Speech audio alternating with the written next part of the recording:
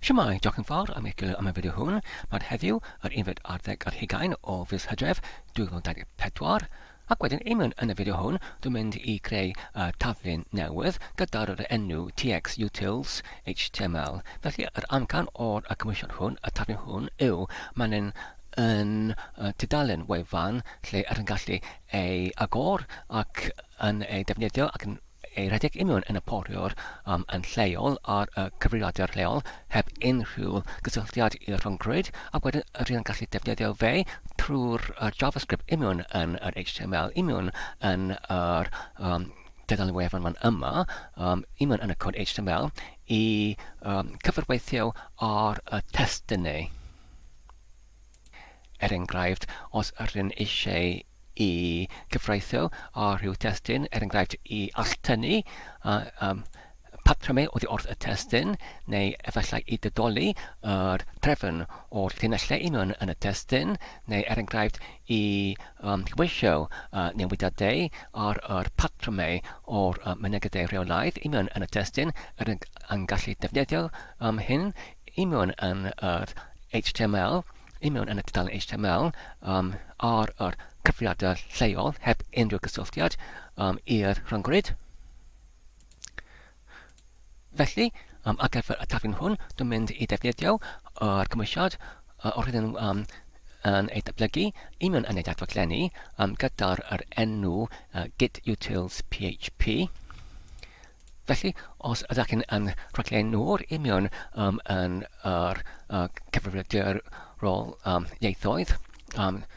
dwi'n yn argymell i chi yr holl amser i achub eich gwaith union yn yr cadwfedd. Felly, os ydych chi'n eisiau felly i newid eich cyfrifiadur, felly mae'r eich gwaith yn dal ar gael oddi wrth yr cadwfedd ar-lein, er enghraifft ar GitHub.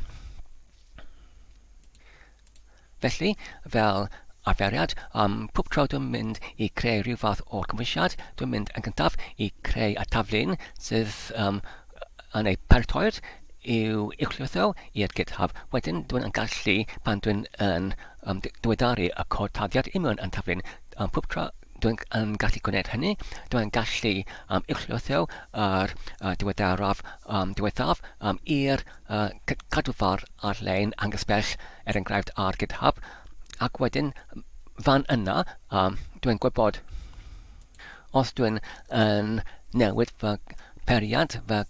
gyfrifiadur, mae'r gwaith yn dal yn bodoli ar y rhyngrwyd, ac dwi'n gallu parhau union yn yr un taflen ar yr periant newydd.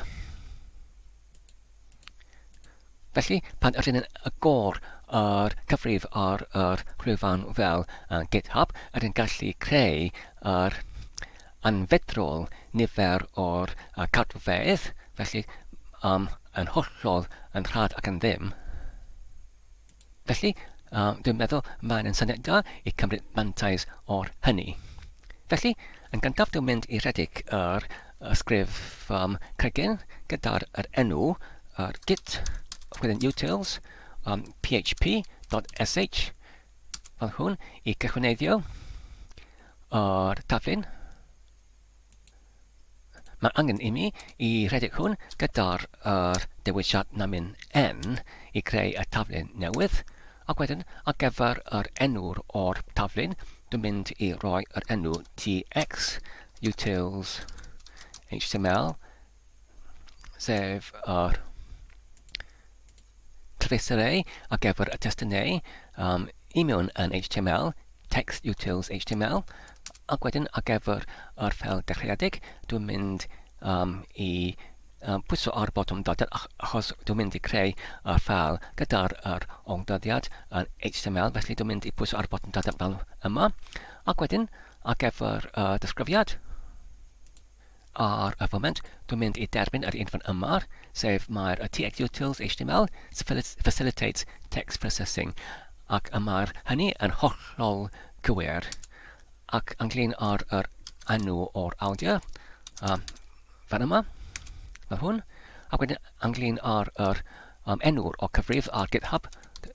dyma fe, fan yma, ac ynglyn ar yr trwydded ar gyfer y defnyddiad o'r codiadau hwn, dwi'n mynd i dewis yr un sydd yn amwell, sef trwydded MET, fan yma. Nawr, os ydyn yn rhestru cymwysiad i mewn yn y pregell fan yma,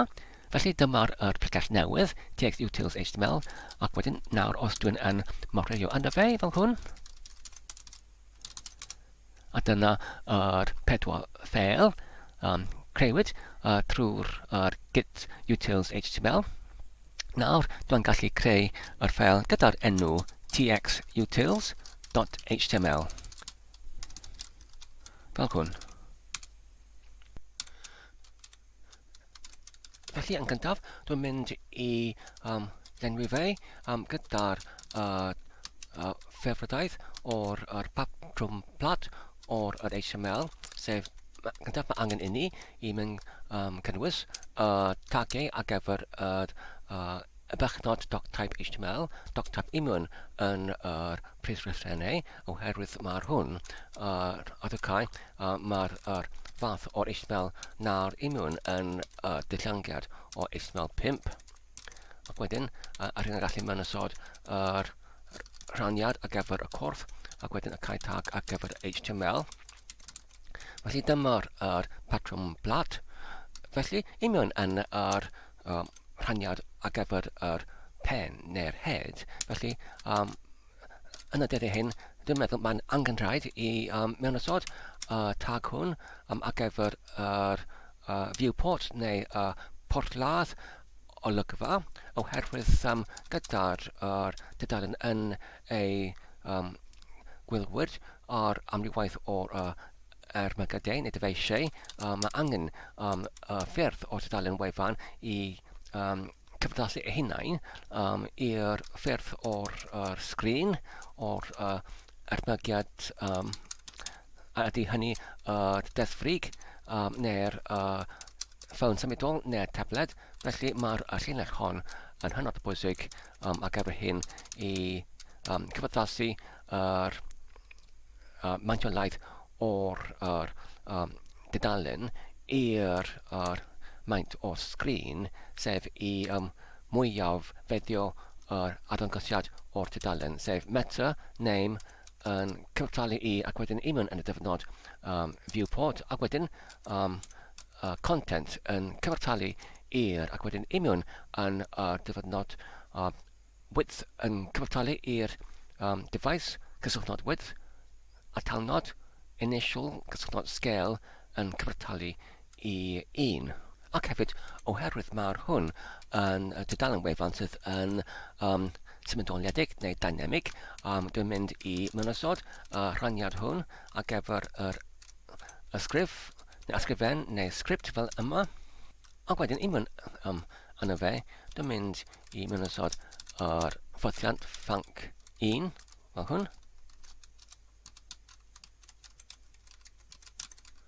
sydd yn dim ond yn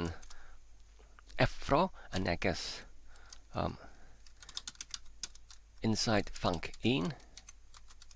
neu mewn yn func 1 fel hwn. Felly dyma'r patrwm plat sylfaenol ar gyfer dudalen HTML hwn.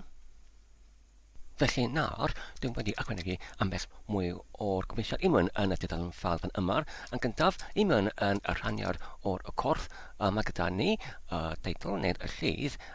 sef sydd yn rhoi y cyfeiriad o'r cadwfar angysbell, sef ar GitHub. Felly, nid eto yr codiadau hwn wedi ei ladrithyd mewn yn yr GitHub, ond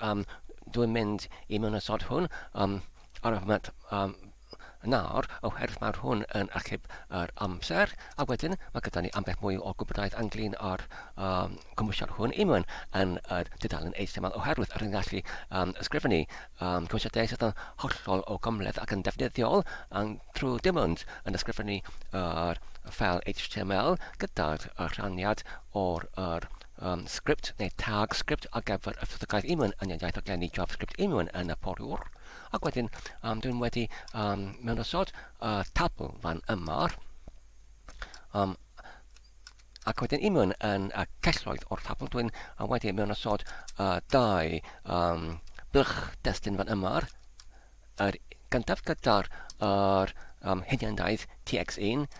ac yr ail gyda'r hunianaeth tx2 hefyd. O hwn. Ac wedyn, mae gyda ni botwm i glicio arno fe, a phan mae hwnna'n digwydd, mae hwnna'n galw ar y ffwythiant fanc 1 fan yma'r creuwyd o'r blaen dim yn ar. Ac wedyn, mae gyda ni rhaniad ar gyfer y sgript fan yma. Yr un gyntaf, pan yma'r tudalen yn llwytho ar gyfer gyntaf tro, mae'n canolbwyntio ar blwch testun y tx1, ac wedyn mae'n allbynnu y neges output here, neu allbyniad fan yma i mewn yn yr gwrthrych div 1, ac mae'r div 1 yn ei leolwyd yn uniongyrchol, yn uchod. Fan yma, mae'n wag ar y foment, ond pan mae'r tudalen hon yn ei rwytho, felly mae hwn yn cael ei llenwyd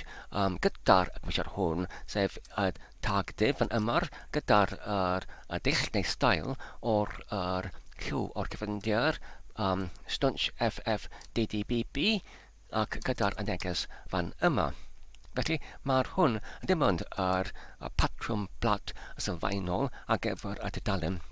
lle ar mynd i llenwi fe gyda'r yswyddogaethau ysgrifennydd i mewn yn y ieithoedd o'r HTML gyntaf, ac wedyn yn ail yr XSS neu Cascading Style Sheets neu llenni dull rheiadru, ac wedyn yn trydydd yr JavaScript. Ac yn blynyddoedd o'r blaen, mae'r rhain i gyd yn ei galw y txutilshtml neu y Dynamic HTML, neu yr HTML symudoliedig, ond dwi'n meddwl yn y dyddiau hyn oherwydd mae'n mor cyffredinol, mae'n mor aml i gweld ta'r rhain i mewn yn yr un technoleg o HTML, felly mae'n cymryd fa'r dibernwyd mae'r HTML pan ydyn cyferu at term HTML ydyn yn dybiad neu cymryd fel derbynwyd, mae'r hwn yn cynnwys hefyd yr XSS ac hefyd JavaScript. Nawr, i mewn yn yr ffel changelog fan yma'r newid nesaf dwi'n eisiau i gwneud yw o'r hwn fan yma lle ydyn yn ymdrin ar y gorchmynion am ein bynyd i mewn yn yr tudalen fan yma, felly dyma'r tudalen fan yma, ac felly dwi'n mynd i defnyddio y blwch ar yr ochr dde fel y blwch ar gyfer yr mewnbynad o'r gorchmyn i mewn yn iaith sydd yn ei galw lines lang. Felly yr arfaidd neu y bwriad o'r iaith rhaglenni hwn yw i ffurfweddu llinellau i mewn yn y testun. Enghraifft, rydyn yn gallu defnyddio rhyw fath o iaith sydd yn debygol i'r iaith rhaglenni gyda'r boolean neu bwliaid fan yma, rydyn yn gallu gofyn if neu os yma'r cyflwr hynny yn cael ei cyflawnid, wedyn rydyn yn gwneud rhyw fath o gweithrediad ar y data neu ar y llinell. Felly, rydyn yn gallu gwneud hyn ar bob un llinell. Yr amcan yw i creu rhyw fath o'r iaith arbennig neu rhyw fath o'r uwch iaith yn ytrach na defnyddio yr rhaglenni go iawn i wneud yr twyddogaeth hon i defnyddio rhyw fath o'r uwch iaith i symlhau yr holl cyfarwaith o'r ailffurfweddu y testun trwy'r iaith hon newydd i mewn yn y poriwr i mewn yn y iaith o'r ysgrifennydd i mewn yn y iaith o JavaScript. Na, os rydyn edrych ar y codaddiad, fan yma ar llinell 26 ac y llinell 27, dwi'n wedi creu neu datganu y gwrthrych i cynrychioli y gwrthrych ar gyfer y blwchau testun, sef gyda'r hunianaeth tx1 ac hefyd tx2, ac wedyn dwi'n llenwi yr blwch testun tx2 gyda'r gwerth fan yma. Dwi'n defnyddio yr arwythnod yr all slice fel yr aminwr neu yr cydadodwr o'r llinellau gwahanol, felly fel ydych chi'n gweld ar y terfynell o'r pob un o'r llinellau oddi wrth y 29 i'r 32, mae'r rhain i gyd ar terfynu gyda'r all-slice sydd yn cywirioli, neu ar ddecau mae'r llinellau i gyd yn ymuno gyda'i gilydd, ac wedyn gyda'r llinellau 30 i 31, mae gyda ni all-slice n sydd yn cynrychioli yr llinell newydd. Felly nawr os ydych chi'n ffeil ac wedyn yn mynd i'r dudalen wefan ac pwyso ar F5 i dateblu, felly dyma'r blwch yma tx2, felly dyma'r cymwysiad ac fel ydych chi'n gweld mae y llinellau yn gwahanol oherwydd yr presenoldeb o'r all-slice n sydd yn cynrychioli llinell newydd. Felly mae'r cyntaf llinell yn dechrau gyda if else start, wedyn cronfach agor a, ac wedyn mae'n lapio i cynnwys gair continue, ac wedyn mae'r llinell newydd yn dechrau gyda elif. Ac hefyd dwi'n wedi preso ar y botwm ar F12 i addangos yr amgylchiad ar gyfer dablo gwyr i mewn yn yr poriwr Chrome. Felly os ydych chi'n eisiau cael amgylchiad, ydych chi'n gallu pwyso unwaith eto ar botwm F12 unwaith eto. Os ydych chi'n eisiau i alagor, unwaith eto ydych chi'n gallu gwneud hyn trwy'r pwyso ar un botwm fel hwn. Nawr dwi wedi newid yr arddangosiad o'r tudalen yn ychydig. Nawr mae gyda ni yn dal yr ddau blwch yn uchod, yr un ar y ochr chwith ar gyfer testun mewnbyniad, yr un ar y ochr de ar gyfer yr iaith ar gyfer yr hyfforddiannau neu yr cyfarwyddiannau i trosfyfio y testun oddi wrth yr ochr chwith i'r testun mewn yn y ffurfddaeth newydd trwy'r rhedeg orchnynion mewn yn yr blwch ar y ochr dde, ac wedyn yn isod mae gyda ni yr blwch ar gyfer y arbenniad ar gyfer yr testun wedi ei trosfyfwyd gyda'r gorchmynion ar y ochr dde, ac wedyn yn uchod i'r blwch arbenniad mae gyda ni y botwm nawr gyda'r gair lines regxjs neu llinellau ar gyfer yr mynediadau rheolaidd JavaScript. Felly pan dwi'n yn clicio ar y botwm hwn, felly mae'r llinellau oddi wrth yr blwch yn uchod ar y ochr chwith yn cael ei trosglwyddiad yn ôl yr cyfarwyddiadau ar y ochr de i mewn i'r testun arbenniad ar y gwelod fan yma. Felly, dyma'r traddodiad o'r tudalen hon. Felly mae'r enw o'r taflen neu arfaudd hwn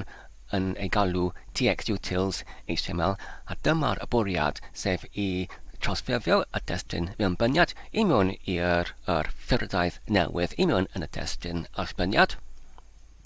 Ac os ydych yn edrych yn fanwl ar yr cyfarwyddiadau yn y blwch ar y ochr dde, felly beth sy'n digwydd yw, yn gyntaf mae gyda ni yr gorchymyn neu'r cyfarwyddiad sef if ln match a colon wedyn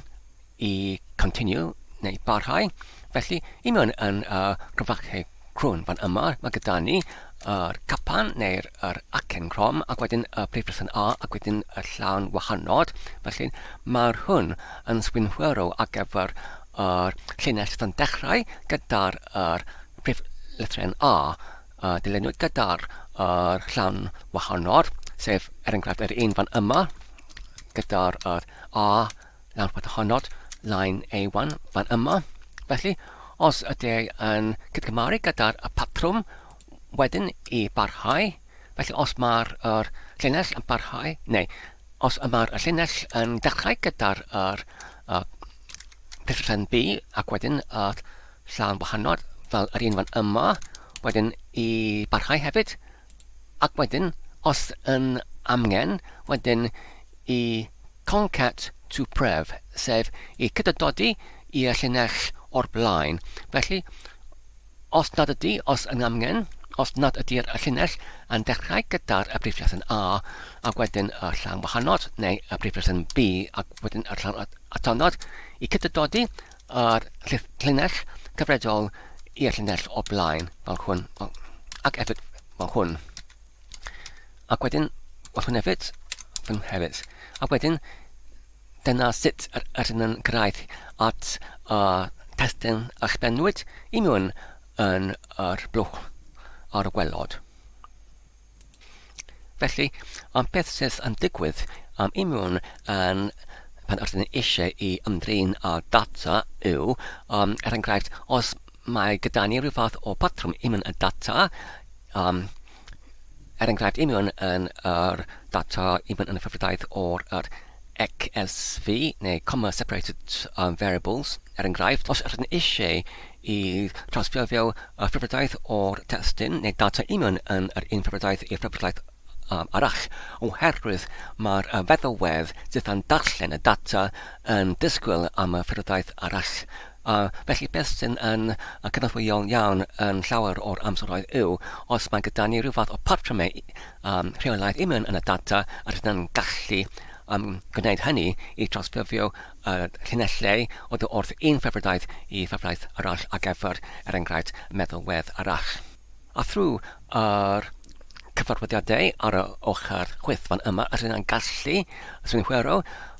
trwy'r defnyddiad o'r mynegadau rheolaidd neu regular expressions, y patrymau, ac wedyn I penderfynu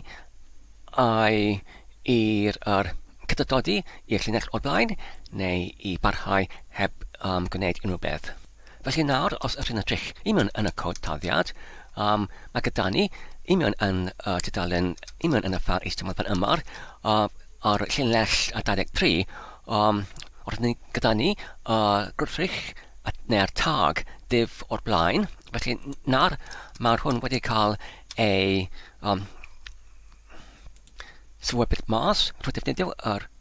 arwydnodau ar gyfer y sylweb I mewn yn yr HTML, sef mae gyda ni yr agor ongl cryfach, ac wedyn y bychnod, ac wedyn cysylltnod, ac efo dechreuad o'r trefniadaeth sydd wedi ei sylwebyd mas, ac wedyn os ydyn eisiau I terfynu y trefniadaeth ac efo yr un sydd yn ei sylwebyd mas, ydyn yn terfynu hynny gyda'r cysylltnod, ac wedyn yr cae ongl cryfach, fel yr un fan yma.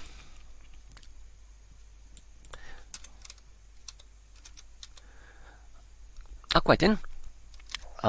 rydyn gallu goda ni mas yr llinell yma ar y llinell 45 I poblygeiddio neu I aseinio yr cymwysiad ymwall I mewn yn yr gwrthrych hwn ar gyfer y div tag yma.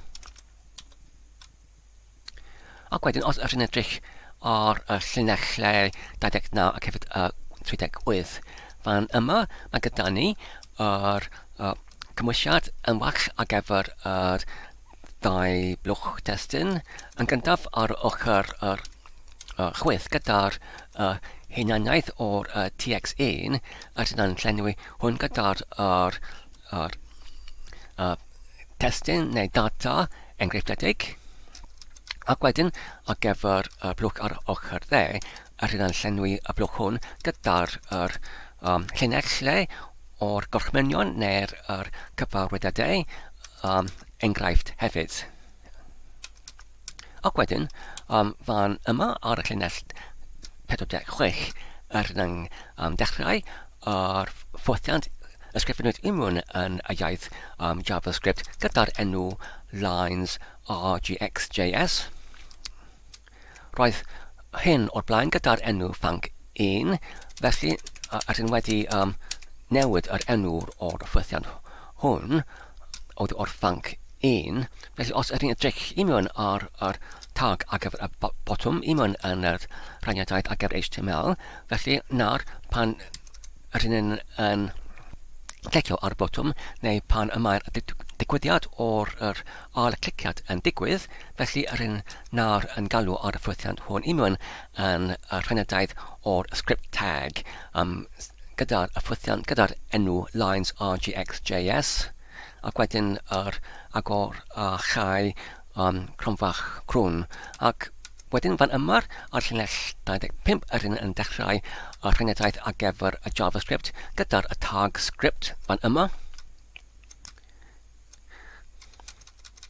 Ac wedyn os ydych chi'n edrych i mewn yn y ffwythiant lines rgx.js yn gyntaf ydych yn cychwynneiddio anwolyn out string lle ydych chi'n gallu cadw llinyn neu y cymwysiad ar gyfer y testun arbenedig. Ac wedyn ar y llinell 48 ydych yn gwneud ychydig o gyfarwaith ar testun ar gyfer yr gorchmynion ar ochr dde, sef yr cyfarwyddydau ar gyfer yr gweithrediad ar testun mewn bynedig. Yn gyntaf, ydyn yn alusod yr arwythnodau ar gyfer llinell newydd gyda'r arwythnod ar gyfer gwaglau neu'r gwagnod. Ac wedyn ydyn yn alusod unrhyw arwythnod sydd yn gwaglau neu gyfodlau neu yn tab os maen nhw'n yn digwydd yn llwysog ar y ochr o'i gilydd, wedyn ydyn yn alusod yr llwysogrwydd o'r rhain gyda'r un gwaglau fan yma. Ac wedyn ydyn yn ymdrin ar yr arwydd eri i mewn yn yr cyfarwyddydau. Enghraifft ydyn mewn ysod y patrwm trefflig X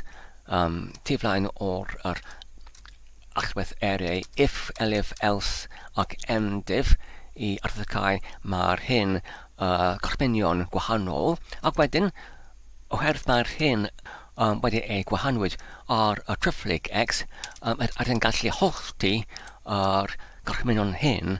ar y trefflig X ar y llinell 53 ac wedyn ar gyfer y testun mewn bynedig, ydyn yn gallu hollti y rhain ar yr llinell newydd, sef o llais N. Ac wedyn ar y llinell 55, ydyn yn dolenni trwy'r pob un llinell o'r testun mewn bynedig. Felly mae'r hwn dolen allanol lle ydyn yn dolenni trwy'r pob un llinell o'r testun mewn bynedig oddi wrth y blwch ar yr ochr chwith. Ydyn yn rhedeg yr gorchymyn hwn i trim neu tocio ar pob un llinell, sef i godynnu mas unrhyw tab neu gwaglau ar y tu flaen neu ar y tu ôl o'r pob un llinell. Ac os yma'r llinell yn wag, wedyn ydyn yn parhau, sef ydyn yn continue, sef ydyn yn nedio i'r dechreuad o'r dolen nesaf, sef y dolen nesaf ar gyfer pob un llinell i mewn yn testun arbenedig. A wedyn ar llinell 58, mae gyda ni fan yma'r dolen arall sydd yn mewnol ac fan yma ydyn yn dolenni trwy'r pob un gorchymyn i mewn yn rhestr o'r cyfarwyddiadau ar y blwch ar y ochr dde. Ar un modd ydyn yn tocio yr gwagleoedd neu arwythnodau gwaglau oddi wrth yr tu flaen a tu ôl i'r llinell neu pob un gorchmynon ac os ydy'r gorchymyn yn wag ydyn yn parhau i'r dechreuad o'r gorchymyn nesaf ac wedyn ydyn yn alusod yr arwydd ar yr elif gyda'r if ac yr else gyda'r if elen match ac fan yma'r mae'r dot Serneg yn arwyddocau unrhyw beth. Mae'r dot fan yma i mewn yn yr mynegiadau rheolaeth yn cansioli unrhyw arwythnod ai ydy yn lythren neu yn rhif neu yn atalnod neu beth bynnag ac wedyn ydyn yn ychwanegu arwydd ar then neu wedyn hefyd. Ac wedyn, rydyn yn alltynnu yr mynegiad rhewlaidd oedd wrth yr cyfarwyddiad. Ac wedyn, ar y llinell 67 rydyn yn allbynnu yr data i mewn yn y console log, sef os rydyn yn edrych ar yr amgylchiad ar gyfer y dablygwyr fan yma ar ochr dde. Felly, os edbwyso ar botwm F12, bydd rydyn gallu agor ac i cael yr amgylchiad, ac wedyn os rydyn edrych ar yr brig, mae gyda ni y diwylliant ar gyfer pwy fath o data ynglyn â'r tudalen. Felly, rydyn yn gallu dewis yr un fan yma gyda'r enw console, neu yn y Gymraeg yr rheoli bwrdd. Felly dyma'r allbyniad o'r data ar gyfer os rydyn eisiau i datbryfodi rhyw fath o gwach un yn y cod dadar hwn. Ac wedyn, rydyn yn creu y gwrrych ar gyfer y patrwm hwn, ac os mae'r llinell yn cydgymaru gyda patrwm hwn, ac wedyn rydyn yn wedi parafoli ar gyfer yr cymeryd arall. Felly, os y mae'r patrwm neu yr cyfarwyddiad neu gorchymyn yn cynnwys alwth ar i continue neu parhau, wedyn rydyn yn parhau gyda'r llinell newydd,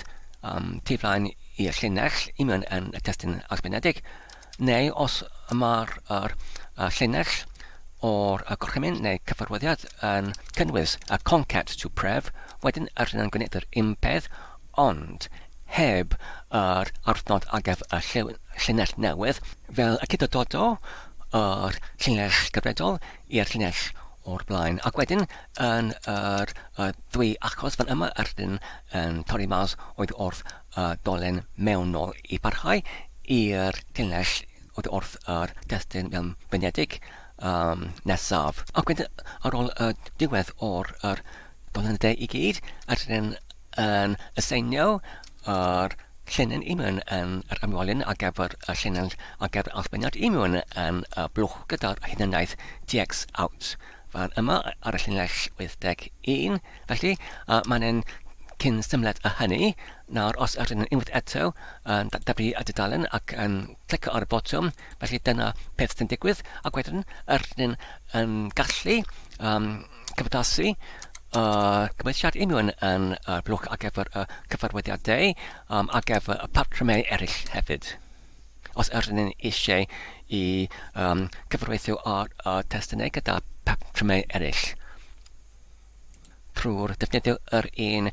allwedd eriau i mewn yn yr iaith uwch iaith hwn. Nawr, os rydyn yn ychydig y ffeil, ac wedyn yn ymadael o ddi wrthwef fel hwn, ac wedyn nawr, os rydyn yn rhethru y gweithiad i mewn yn y ffeil fan yma, dwi'n wedi creu yr cadfa lleol ac dwi'n wedi gosodiadau hwn i pwyntio ar yr cadfa ar-lein. Enghraifft, os dwi'n rhedeg y gorchymyn git remote na mynd fi ar gyfer verbose, felly mae'n rhoi yr cyfeiriad ar gyfer yr cadfa'r angysbell gyda'r yr enw o'r origin neu greddyn fan yma. Ac hefyd, dwi'n wedi addasu neu diweddaru ar readme.md fan yma.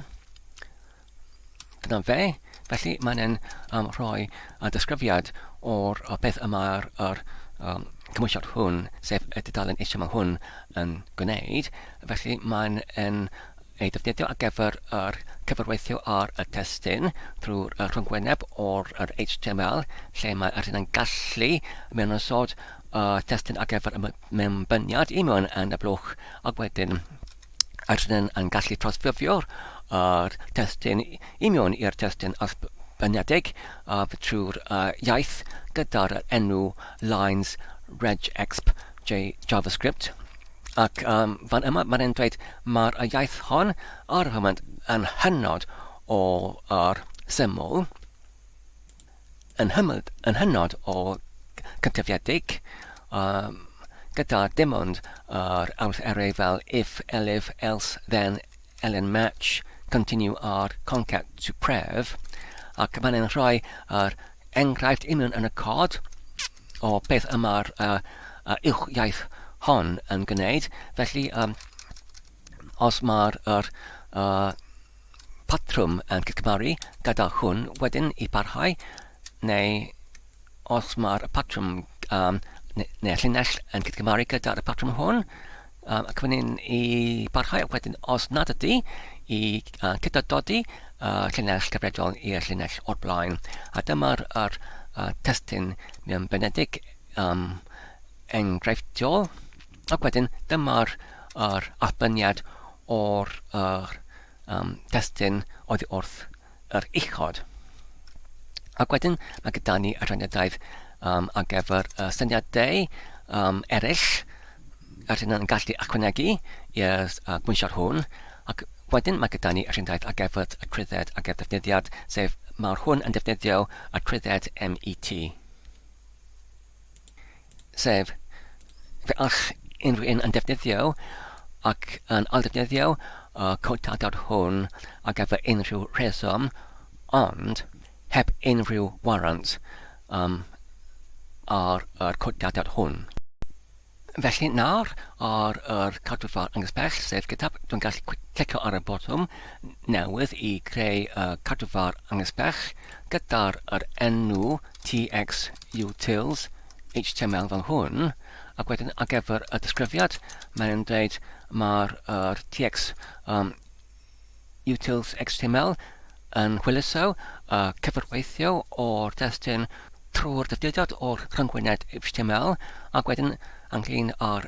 gosodadau eraill, dwi'n mynd i derbyn y rhain heb newid unrhyw beth, ac wedyn i glicio ar y botwm i creu y cadwfar fel hwn.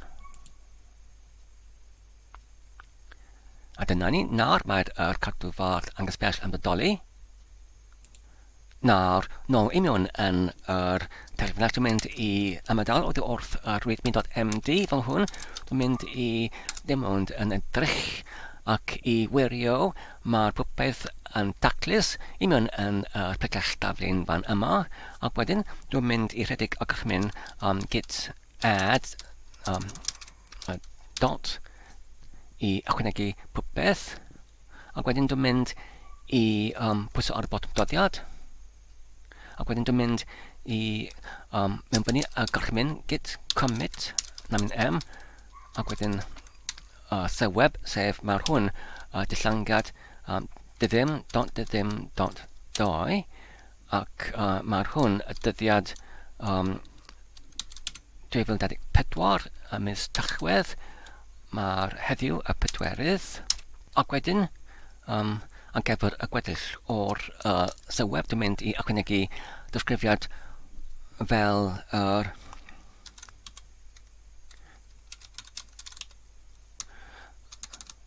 ychwanediad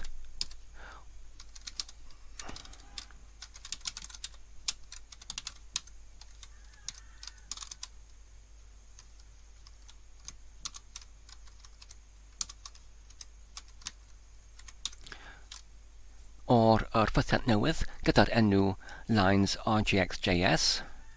fel hwn. A dyna ni, nawr dwi'n gallu rhedeg y gorchmyn i wthio yr ddiweddariadau i gyd i'r cadwfar angysbell ar GitHub fel hwn.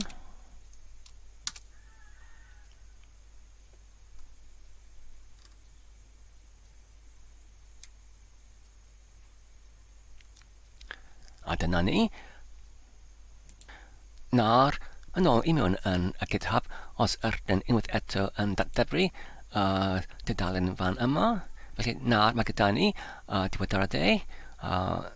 newydd ei gwythio i fyny. A hefyd mae gyda ni readme.md fan yma gyda'r gwybodaeth ynglyn ar gwynsiad hwn i mewn yn y dudalen HTML, ac hefyd yr uwch-iaith ar gyfer yr ailffurfweddaeth o'r testun gyda'r enw lines rgx.js fan yma gyda'r enghreifftiad o'r gorchmynion neu'r cyfarwyddadau ac hefyd testunau ar gyfer eich mewnbyniad ac hefyd archbeniad.